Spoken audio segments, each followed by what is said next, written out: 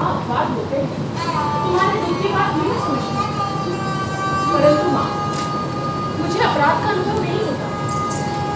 मैंने भावना में भावना का वर्ण किया है।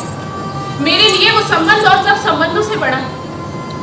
मैं वास्तव में अपनी भावना से प्रेम करती हूँ, जो पवित्र है, कोमल है, अनश्वर है। और मुझे ऐसी भावना से वितृष्णा होती है। पवित्र, कोमल, अनश्वर। तुम मुझ पर विश्वास क्यों नहीं करती माँ? तुम जिसे भावना कहती हो वो केवल छलना और आत्मप्रवंचना है। भावना में भावना का वर्ण किया है। मैं पूछती हूँ, भावना में भावना का वर्ण क्या होता है? इससे जीवन की आवश्यकताएं किस तरह पूरी होती है? भावना में भावना का वर्ण।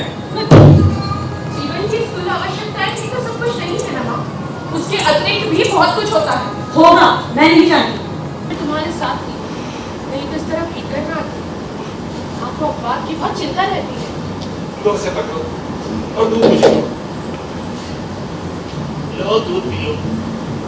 क्या हम दूध नहीं पिएंगे? नहीं, ऐसा हट नहीं करेंगे। हम दूध अवश्य पिएंगे। ऐसे ऐसे।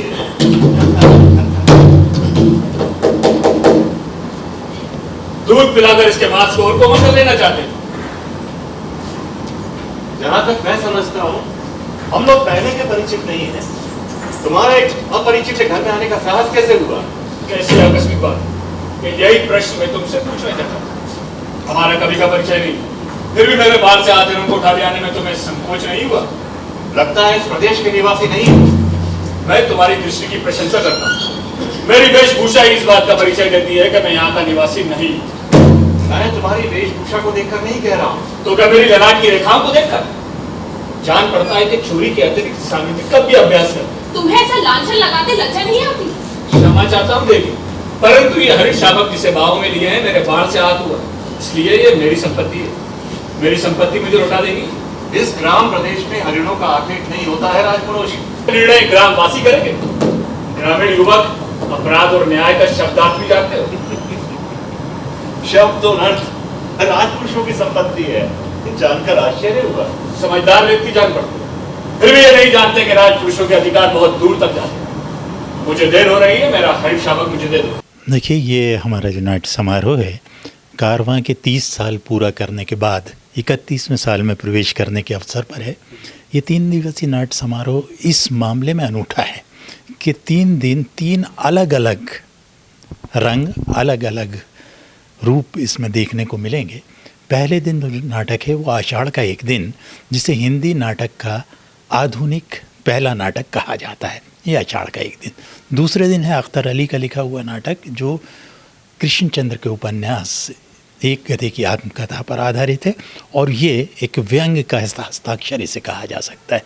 तीसरे दिन है पारसी शैली का नाटक आगा हशर काश्मीरी का लिखा हुआ यहूदी की लड़की। तो तीनों दिन 3 अलग अलग तरह के नाटक हम प्रस्तुत करने जा रहे हैं, और ये कोशिश हमारी इसलिए थी कि 30 साल पूरे किए हैं तो कुछ अलग हट के काम किया जाए, तो दर्शकों के सामने वो रखने का हमारा प्रयास है। इसी तरह से इसमें तीनों दिन अलग अलग तरह के संगीत भी देखने को मिलेंगे। चूँकि व्यंग में है तो थोड़ा फ़नी टाइप का आपको चीज़ें मिल सकती हैं। हालांकि 23 तारीख को शहीद दिवस भी है, तो उस दिन हम पूर्व रंग में देशभक्ति गीत भी प्रस्तुत कर रहे हैं, और भगत सिंह, राजगुरु और इन लोगों को जो है श्रद्धांजलि अर्पित करेंगे पूर्व रंग में। मेरा नाम उबैदुल्ला खान है। देखिए, ये कालिदास के प्रेम कहानी है एक तरह से। इस प्ले में कालिदास और मल्लिका के बीच में प्रेम है, और एक विलोम करेक्टर है, जो ये ऐसा कहा जाता है, राइटर द्वारा भी कहा गया है, कालिदास की परछाई है एक तरह से विलोम।